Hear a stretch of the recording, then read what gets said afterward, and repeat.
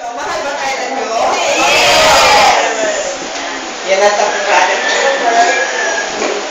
O, true or false? Mahal ako ng Diyos dahil ako ay mapahit. True or false? True! Sino nagsasabi ng true? True. Huwag ka natakot. Hindi kayo pumunta sa impyerno kung mali.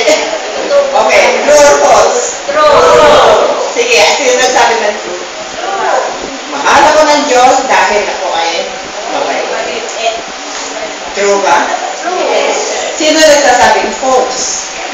Meron ba? Okay, meron isa.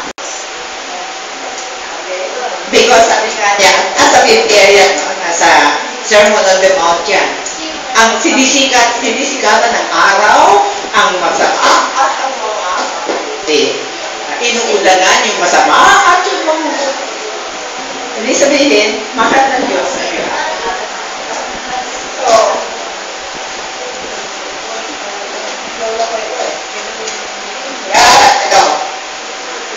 mahal ako ng Diyos dahil ako mabait ay sinasabi natin it's false. Gawin natin true. Palitan natin ang isang salita. Isang salita lang.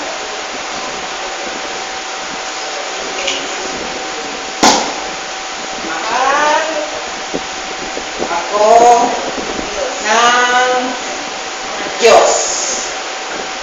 Kumbinsido tayo. Ang talk ni my brother Gilbert, no? Pero dahil ako ay mabait. True or false? Sabi natin false. Okay. Gawin natin true. Palitan. Isang salita lang. Isang salita lang yan. Okay?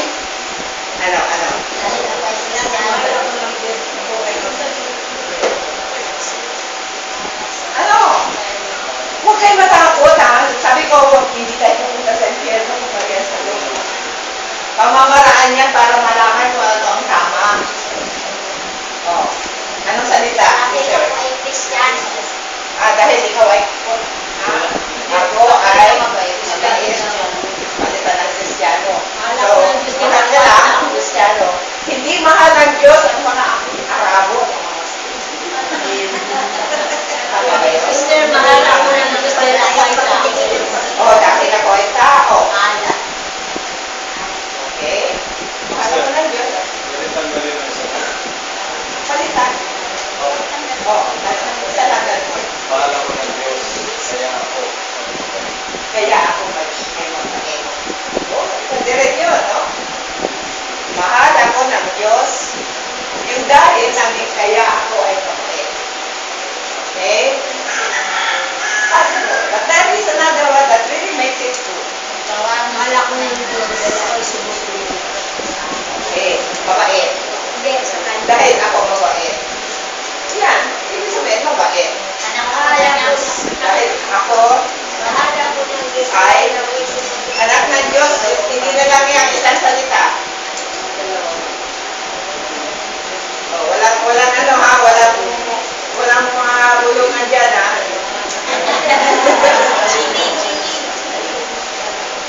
Ano? Isang salita lang.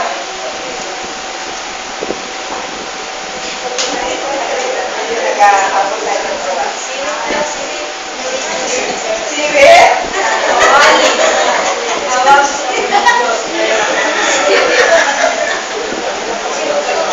Ito, huwag natin palitan ito kasi ang pinag-usapan nito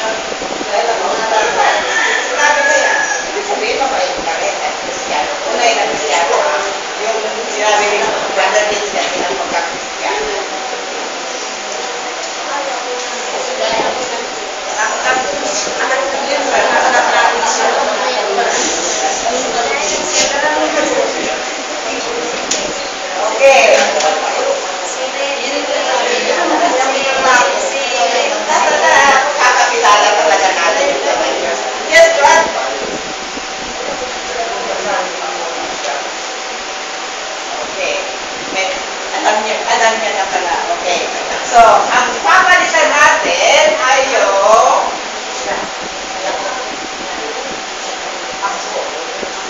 papalitan na siya. O, hindi ba totoo na? Kahit makasalanan tayo, mahal pa rin tayo. Suklam na suklam siya sa kasalanan, pero mahal na mahal niya ang nagkakasala. Nakikita natin yung sa Biblia. Okay. Ang pag-uusapan natin na ngayon, repentance and faith. Faith. Repentance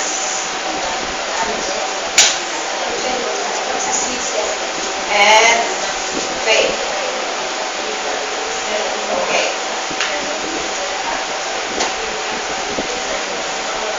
Ano ang ibig sabihin ng repentance? Magsisisi. Magsisisi ba? May magandang Tagalog meaning ang repentance. Kasi ang pagsisisi means basically, nagsusorry lang tayo. Pero yung repentance, Nagsisi. ganun din yun. Nag-sorry. Pero, ang repentance may mas malalim na ibig sabihin. Halimbawa, ang ganda ng Tagalog, ang Tagalog meaning nito, repentance. Anong tawag sa mga Pinoy na nagpunta sa ibang bansa at nandirahan doon? At, kasi yung nagtagpanahon, bumalik sila. Ang tawag na nila? Balik-balik. So, ano ang repentance? Babalik loob. Intindihin natin ang implication niya. Balik loob, ibig sabihin, ang kalooban na ito, na nilikha ng Diyos, ay nakalaan para sa Kanya. Tumalikid tayo ng ibang bansa, umiwalay tayo. Diba? And repentance is, babalik natin ang ating kalooban ulit sa pinanggalingan. Magbabalik. Nagbabago ang lahat. Ang pananaw, ang kaisipan, lahat. Magbabago. Hindi lang magsisisi. Ang sisi, ang tawag, conviction. Diba? Pag nangungupitan tayo, pinapagdasal tayo ng act of conviction. I am not really sorry for having offended with you. That is conviction. Pero, ang repentance, babalik ko. Yan na ang word. Matalik ang Tagalog. Okay? So, si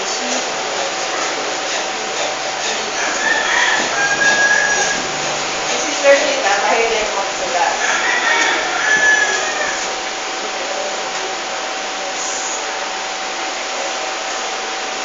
So, repentance and faith ang ating pag-uusapan. Ilagay na natin dito sa konteksto sa ating pinag-seminary.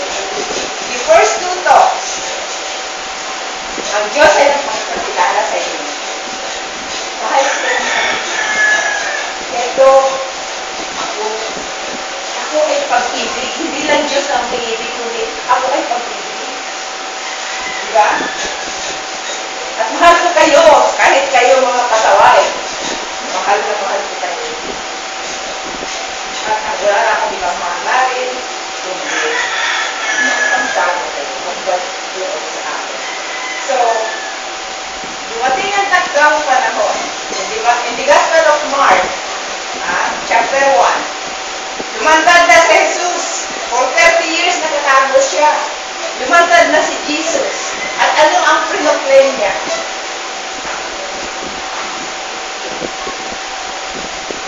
Okay? Nakikita ba natin? Mukhang malabo, no? So, nandito ang si God. Nagpahayag siya ng kanyang sarili.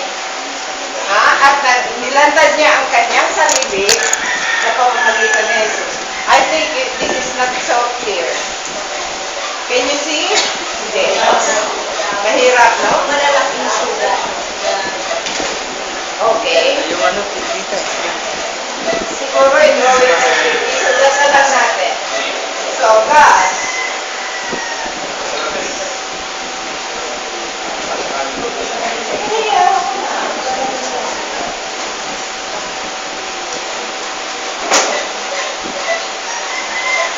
Oh, mas maliwanag ba? Hindi pa rin. Ayos, tingnan ko. Sige, mag-drawing ka muna, sis. Okay, let's begin.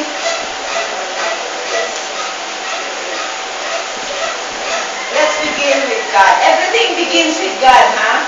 Ang action ng Panginoon, siya palagi ang umpisa. Everything is initiated by God. Ha? Wala tayong inuumpisahan, ha? God always reveals Himself. Nagpapahayag siya, nagpapakilala siya. Ha? So, ito yung tinatawag na revelation. Nagpapakahayag siya ng sarili niya sa tao. Ha? Tayo na to, man. Ang Diyos, yan ang action palagi ng Diyos, ha? Huwag natin kalimutan yan. Kasi kahit tayo, ang yabang-yabang natin, nakala natin, ha?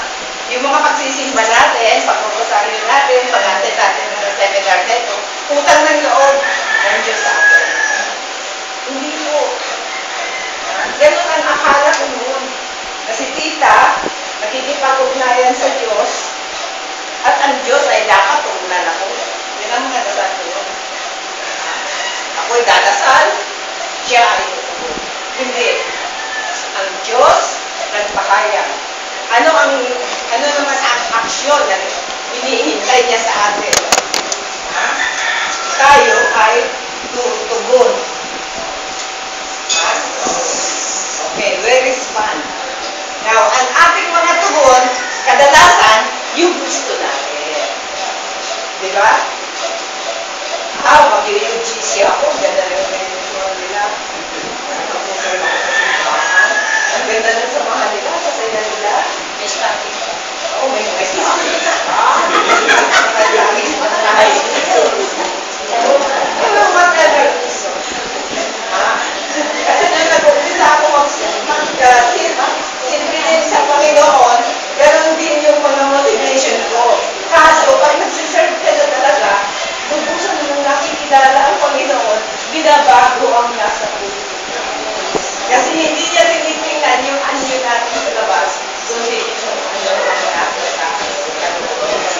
So, little by little, pino-purify na ang ating motives.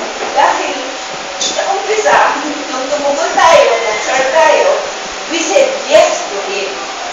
Even if our motives were very impure. Diba? Hindi yan nag-usapan.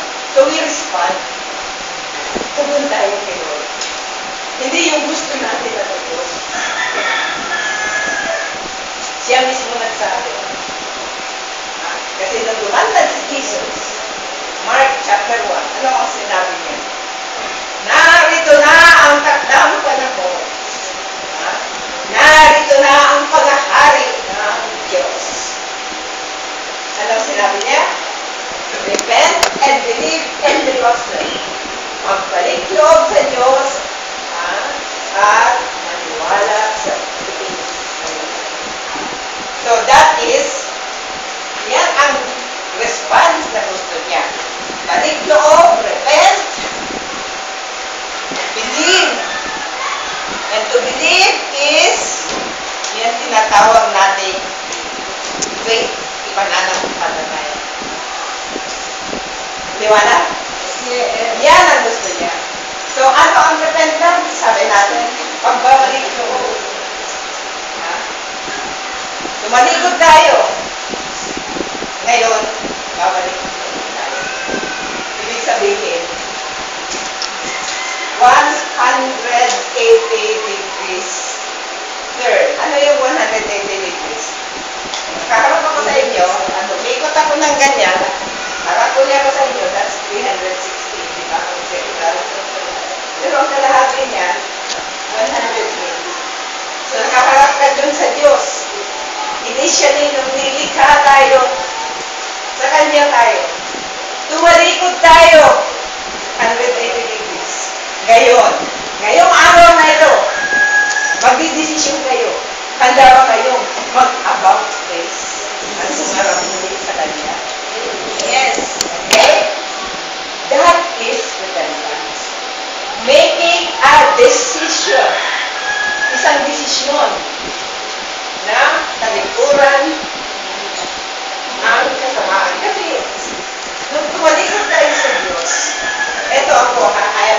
about my life. Ang tingin ko sa buhay ko noon, andyan ako nakaharap sa demonyo, sa impyerno. Ha? Nakatalikod ako kay Jesus eh. Nalikuran ko ang Diyos. Ha? Nagsarili ako. Buhay ako ng makasarili. So there, ang mga tinutulong sa amin na noon, nung maliit pa ako, that was a long time ago, no? Hindi naman kanagalan, Max, hindi ba? Wala pa naman tayo. Anyway, ano ang mga termo ng mga pari? Ang makabait kayo, sumunod kayo sa 10 utos, otherwise pupunta kayo sa impyerno. Ang Diyos na nakikilala ko noon ay nakakatakot. Malayo, hindi mapagmahal. Yun ang mga narinig namin noon ng mga communities. So ano ang ginagawa ko? Takot akong pumunta sa impyerno. Pero ang impyerno nandiyan sa harap ko. Si Satanas nandiyan sa harap ko. Ang 10 utos nandiyan sa harap ko. Pero nung sinabi ni Jesus, na narito na ako, nandito na paghahari ng Diyos, about face. When you do an about face, asa na yung impyerno? Andun sa likod. Diba? Andun sa, si Satanas nandun na sa likod. Yung 10 utos ay nandun na sa likod. Bakit? Nung kaharap ko na si Jesus, ang sabi niya, 2 utos lang anak. Hindi yung 10 utos ano ang sinasabi. Don't do this, don't do that, don't do this, don't do that. So ang posisyon natin, sa ngayon, palagay ko, marami ka sa atin na ganyan. Umaatras palagi. Iniiwasan ng impyerno, iniiwasan ang kasalanan, iniiwasan magkakalit. Takot na takot tayo. Ha? Para tayong, sa English, mayroong expression, the bull in the china shop. Yung shop na puno ng mga babasagin, na pinakawalang kantoro. Ha? Lahat ng galaw nun, may mababasag sigurado. Yan ang buhay Kristiyano na nakagista ko. But when I heard this talk, na all I had to do is make the decision to do an about face, balik loob sa Diyos, pinangkarap mo. Ano sabi ni Jesus? Hindi, don't do this, don't do that, don't do this, don't do that. Sabi niya, dalawa lang sa ako. Not God, you know your heart, you know your mind, you know your strength, and love your neighbor as you know yourself. 2 commandments is love. That sums up the 10 commandments. Amen? Amen. Mabuti nandito si Brother Wilbert. Kasi, kung hindi siya sang-ayon, sabihin mo ha.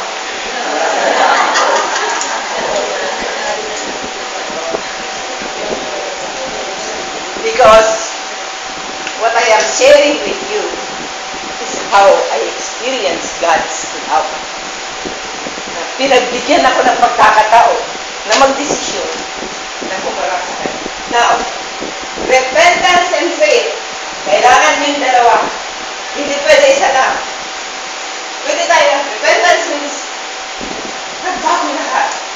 Yung ating values, yung ating pananaw, yung attitudes, lahat. Nagbabago yan pag tayo ay nagpanagpuro. Pero hindi sapat yan. Hindi sapat na magbago. Baguhin natin ang buhay natin. After this seminar, siguro may resolution kayo. Magbabagong buhay na ako talaga. Magpapalda na ako tuwing linggo. Hindi na ako magpapalda talaga. Yung only, except I think yung only a sister of mine.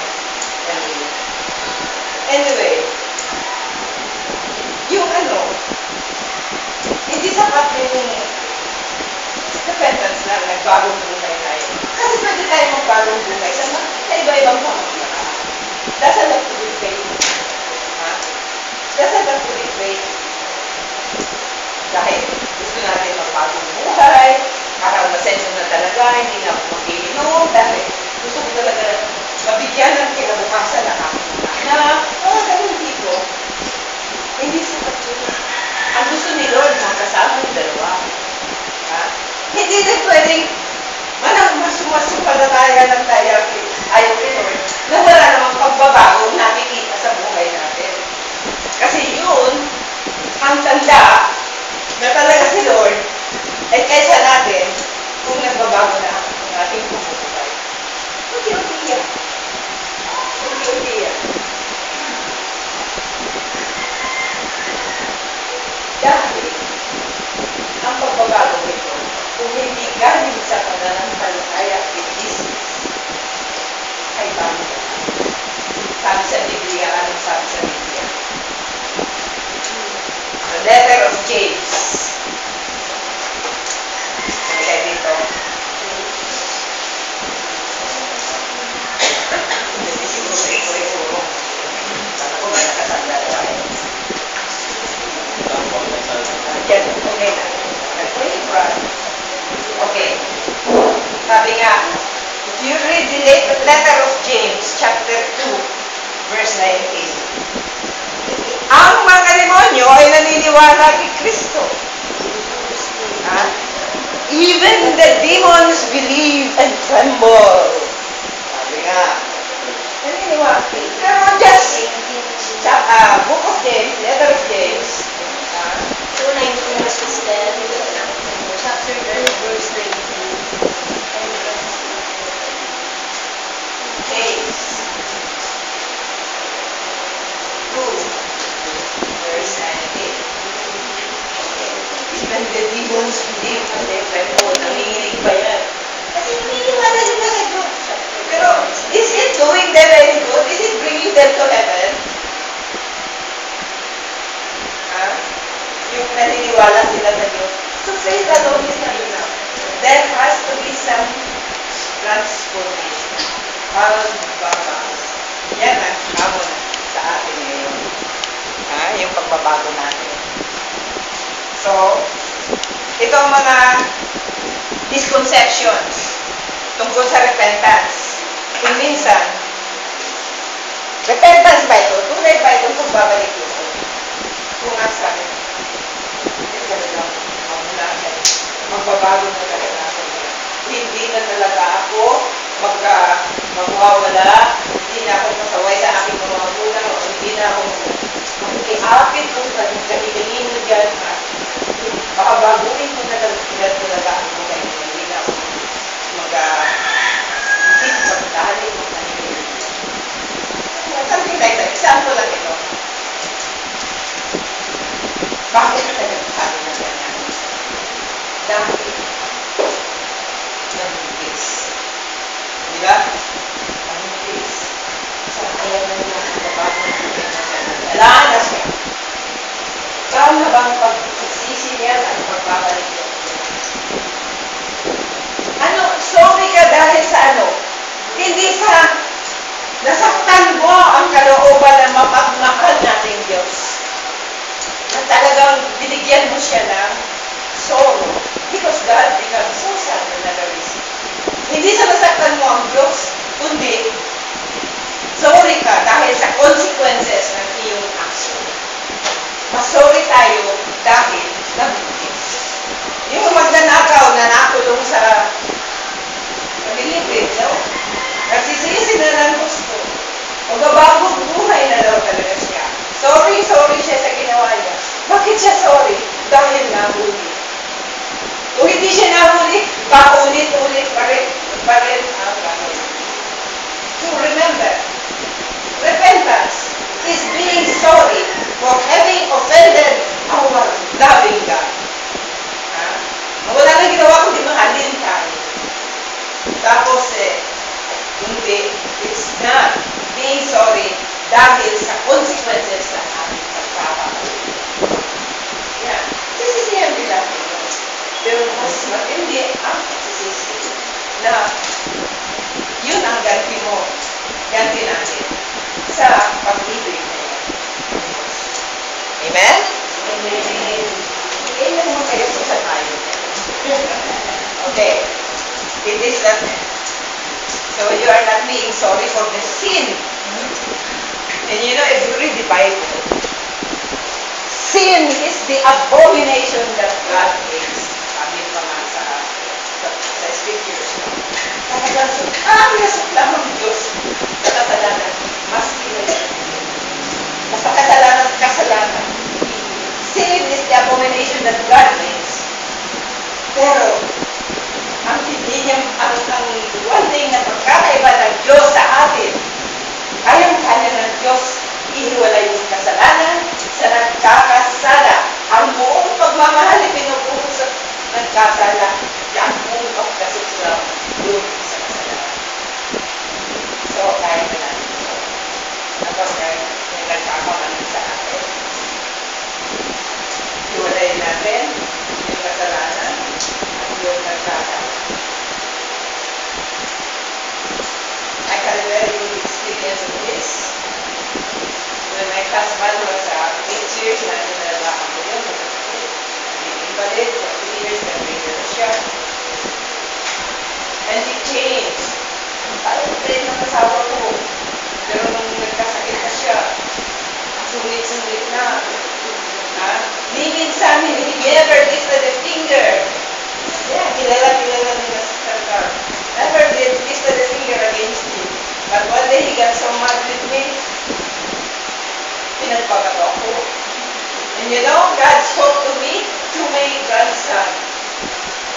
Yung apo ko. Sabi sa akin, Lola, ito nang-iyak. Hindi naman yun si Lola. Magaling siya siya. And all of a sudden, because of what I have been reading in the Bible, what I have learned in my community, I realized, separate my husband who is so beautiful in the eyes of God, hindi yan apektado yung kaluluwa niya ay magandang-maganda pa kaloob sa mata ng Diyos. From the sickness which made him what he was, which made him do what he did. 40 years na pagkabait-bait niya. Kahit sa nakikita kita na babayak tuloy ako. Wala ko tindahan din. Sister Carlos are very private. They really like sisters here in the community. So, 40 years na pagkabait-bait niya sa amin. Makakalimutan ko ba yun? Because of that sickness, iba na yung ginawa niya. So, that's what I learned. Separate the sin from the sinner. Separate. Just like mga nanay, madali yun eh. Kung sinong pasaway talaga sa atin sa mga anak, minsan, ang natin binubuhusan na rin na natin. Yung mga nanay na, yung mga anak ay nakabilang ko, tatanda ng bisita. Yung mga asawa ko, minsan, hindi na ako, yung nanay, hindi. That is separating the sin. Okay? So, sin is sin. Ito na ang ating ano ngayon, ha? Ang ganda rin na ng presentation ni Brother Nitz. Yung Brother Nitz na yung brother. Yung po sa ano, sa Kaseta. Yung reality of Satan. Yeah. Yan. Yung tatlo yun na itong ministers mo. What is the greatest lie that's Satan ever told? Jesus called him the Prince of Liars. No? He is the prince. Kung maraming mga sinungaling sa mundo, siya ang prince ng kasinungalingan. So, he is the Prince of Lies. And the biggest lie that he has said, ano yung sinabi niya? Nabanggit ni Brother Ratus. That's a biggest, napakalaki ng kasinungalingan na yan na kinakalat niya. Ano ang pinakamalaking kasinungalingan na kinakalat niya?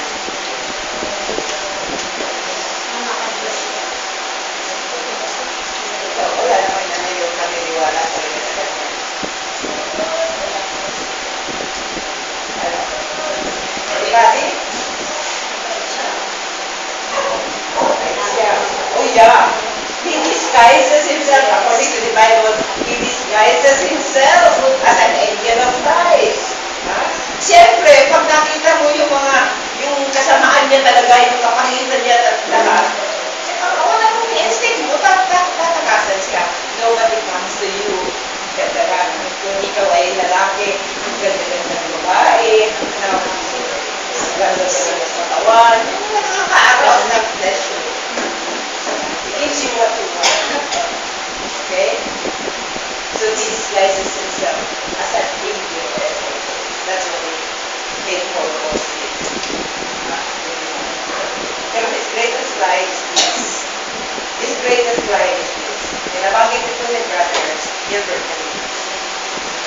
Walang demonyo. Gawa-gawa lang yan ng Kristiyano. Imagination lang yan ng Kristiyano. Sino ba nakakita na ng Sino ba ang nakakita na ng yung may sungay, may butot, ha? May imagination lang yan ng mga Kristiyano. Okay. Tingnan mo ang logic ko. Sabi ni, kung babatahin natin ang ni St. Paul, ang logic. Wala ang sabi ni Satan. Kaya lang demonyo. Kung walang demonyo, walang kasalanan. Siyempre, kung walang kasalanan, demonyo, di mo ba?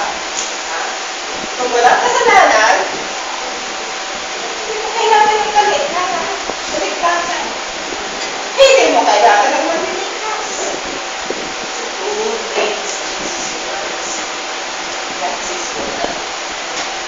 Ngayon, si St. Paul naman, yan, kailangan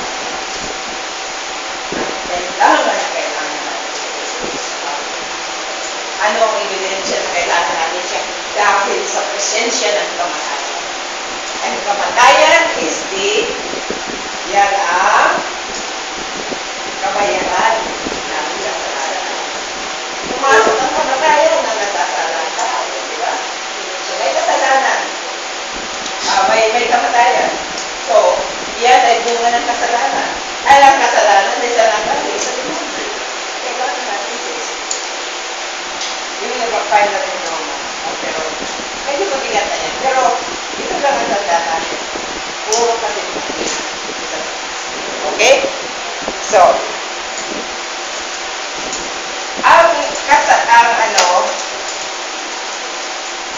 ang importante ay alam natin, i-admit natin sa mundo ngayon, sabi nga ni Satan, walang demonyo. Sabi naman ni ang tinuturo naman sa atin, call sin, sin. Sin is sin.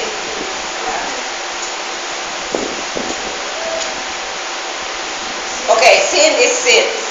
Tingnan natin, nakikita na, no? Okay? Sin is sin.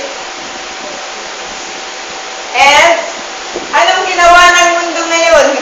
Kaya wala nang Satanas, there is no such thing as sin. Glamorize na ang kasalanan. Glamorize na in the sense na binigyan ng mga ibang pangalan. Kasalanan pa rin. Kikita niya lahat? Is it clear? So, ano ito?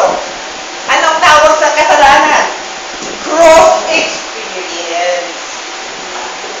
Growth experience lang. Kung lalaki yung anak mo ayan mo yan. Matututo din yan. Huwag ka na mag-alala sa mga kalukuhan na ginagawa lalaki siya. Inag-glamorize. Matututo yan. Yung experience na yan, matututo siya dyan sa experience na yan. Yung anak mong babae na buntis, dapat matututo na siya. Okay. So, wala naman. Okay lang yan. Part of growing up. Yan ang mga sinasabi ng magulang ngayon, no? Kakatakot. Ano yung iba pa? Yung sin, anong mga classic sin? Depravity, degeneracy, perversion. Ito yung mga sexual na mga activities na umalaswa ka. Hindi normal. Yung abnormal. Yan. Anong tawag ngayon sa mundo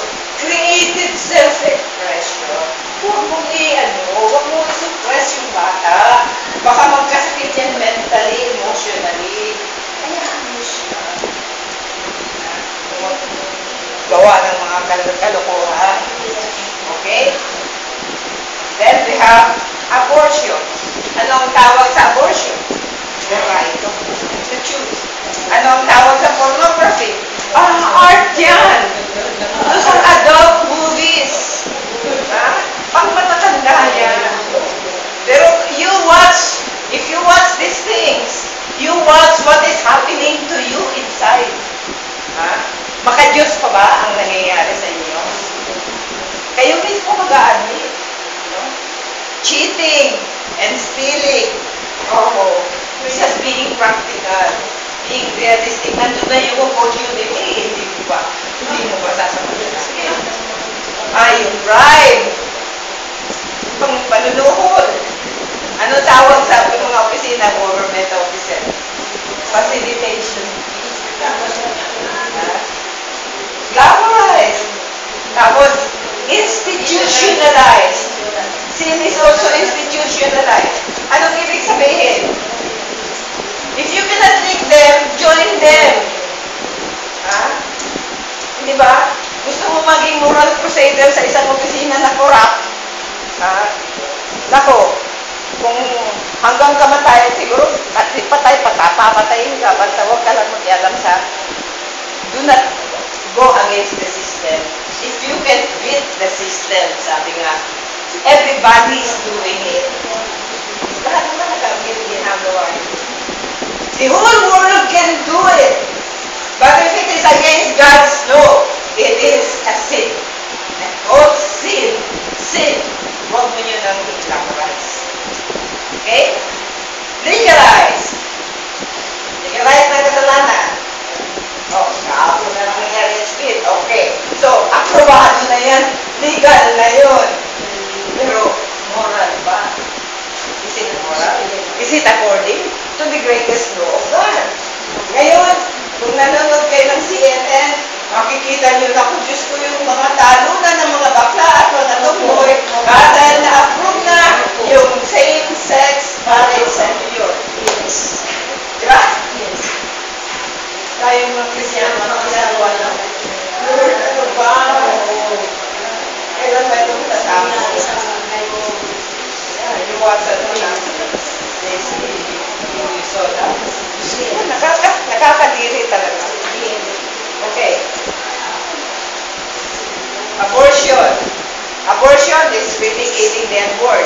Euthanasia naman, yung mga wala ng silbi, mga matatanda, they have ways of doing it. Assisted sa hospital, i-injection na lang para mamatay na, or tanggalin yung mga life support. Kasi wala nang silbi yan. I will tell you, yung mga vegetables na yan, there was one. I heard of it. One case, pero marami pa yan. Even if they are in a vegetable state, they are performing something. Because I remember, yung family ng, kakilala ba, will not mention the circumstances, pero a big family na watak talaga sila, yung husband na nangaliwala, then one of the sons went into coma, and everybody close comes, and everybody went to confession. They realized they really needed to go back to God. And it brought reconciliation between that family. May silbi pa yung vegetables na yan. Otherwise, tapos ang mission niya, ginawa na yung vegetables. Diba? Okay. Euthanasia. Adultery in many countries is already legal. And then we have the 10 Commandments. Ngayon, 12 na.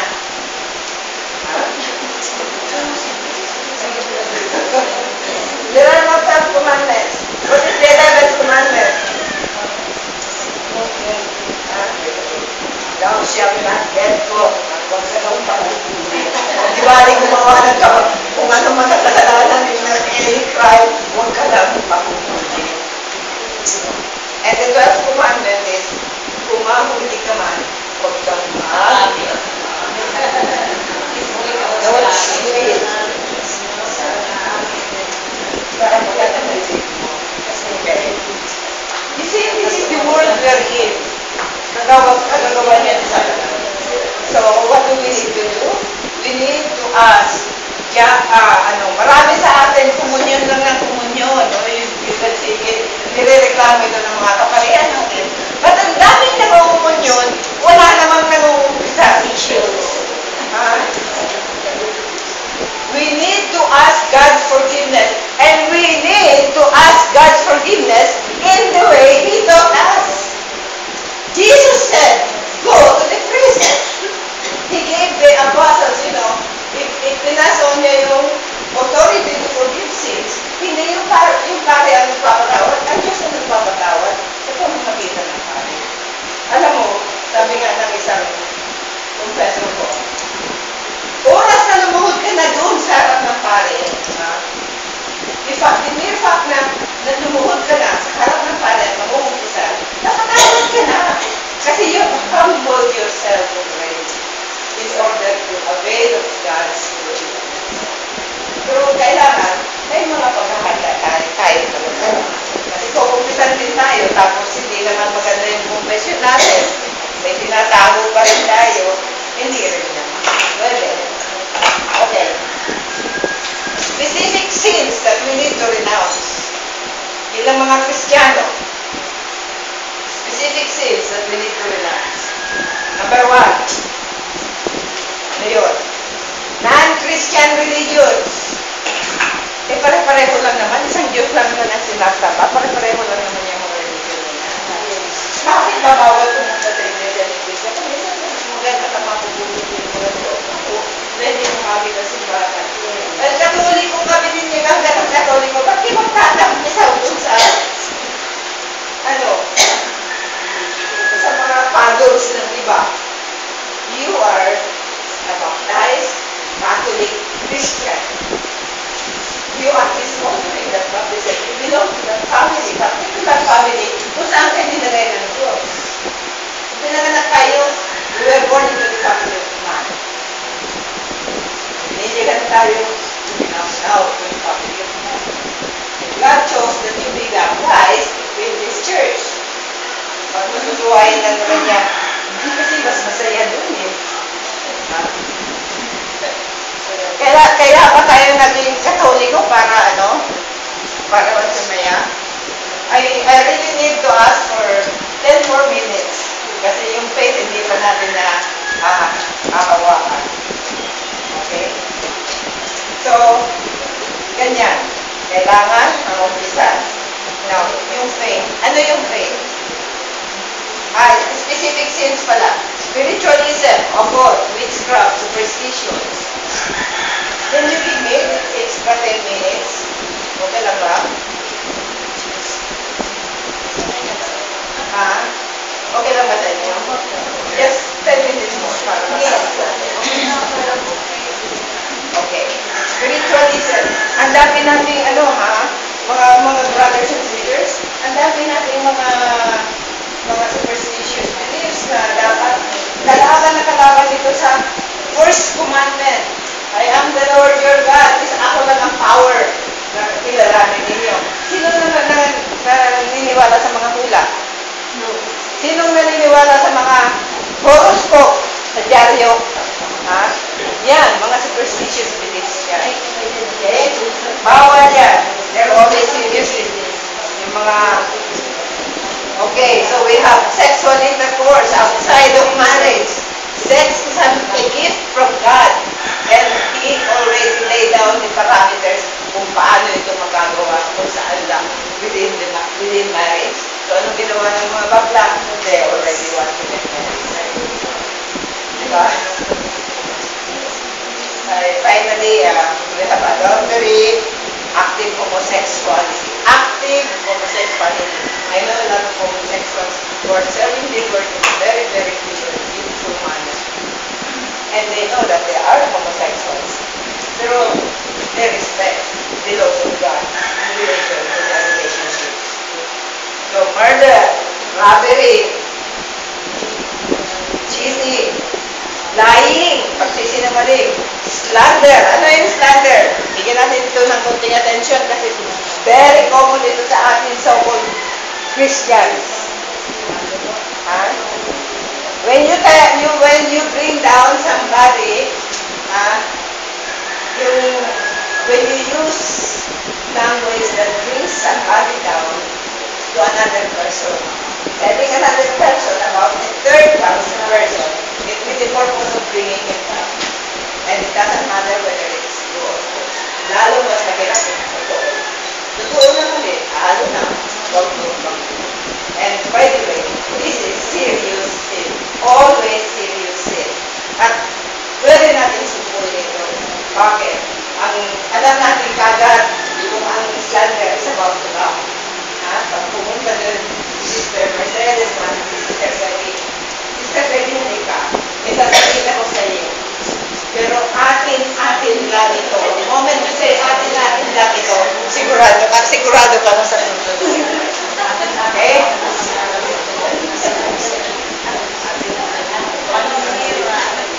Dito sa community namin, meron kami magandang talk tungkol sa telling nila. Okay. So, we have slander, drunkenness.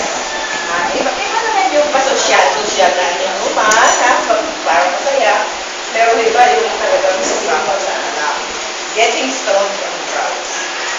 Okay. Now we go to faith. Faith is confident assurance about what is faith. Okay, simple definition of faith. Believing in Jesus and the good news that He brings. Okay? So, ano itong ang messenger ay si Jesus. Believing in Jesus and the good news that He brings.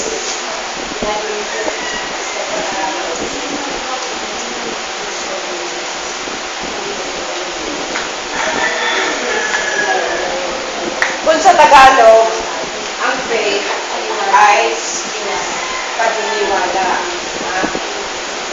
Pero mayroon pang isa na nabanggit ni Brother Nitz kanina, pagtitiwala.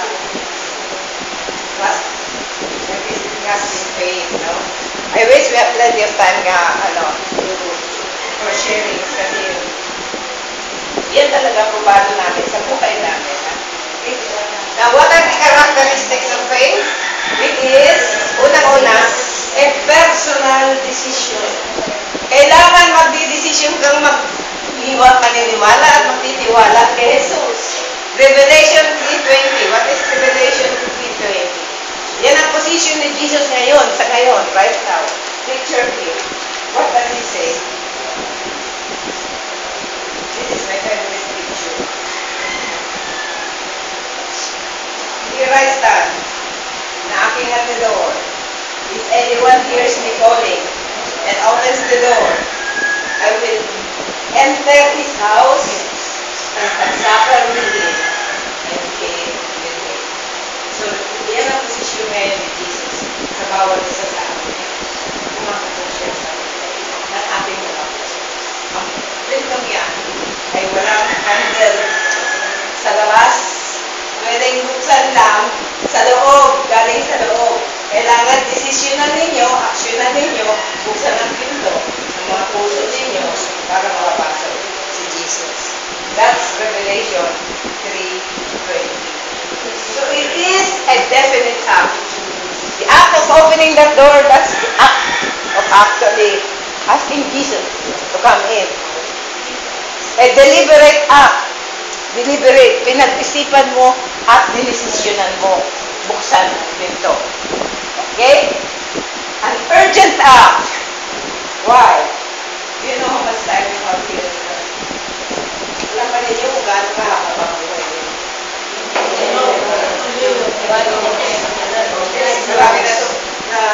Marami na tulog na kami eh. Hindi na namin ngayon, diba? Okay. An indispensable act.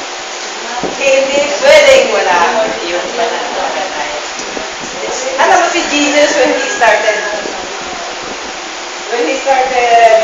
healing people, alam mo sinasabi niya palagi, your faith has healed you.